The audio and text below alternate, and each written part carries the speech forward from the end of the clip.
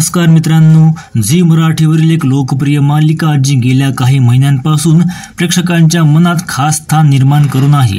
8 जुलै 2024 पासून सुरू झालेल्या या मालिकेने प्रेक्षकांना एक फ्रेश जोडी दिली होती, ज्यात मुख्य अभिनेत्रीचा अभिनय विशेष गाजत होता. पण अचानक एक दिवस ही अभिनेत्री सेटवर दिसेनाशी झाली. ती अभिनेत्री म्हणजे दिशा परदेशी. आजारी असल्यामुळे तिने लाखात एक आमचा दादा ही मालिका सोडली होती. बऱ्याच प्रेक्षकांना प्रश्न पडला होता की दिशाला कोणता आजार झाला आहे. तिने आता ते स्पष्ट केलं आहे. युरिनरी ट्रॅक्ट इन्फेक्शन म्हणजेच UTI या आजाराने ती अनेक महिन्यांपासून त्रस्त होती. लक्षणं सुरुवातीला सौम्य वाटली, पण कालांतराने तीव्र झाली. वजन तब्बल 13 किलोने घटलं. रोज पहाटे ताप, अशक्तपणा आणि सतत थकवा. यामुळे शेवटी तिने एक कठोर निर्णय घेतला, तो म्हणजे मालिकेतून बाहेर पडण्याचा.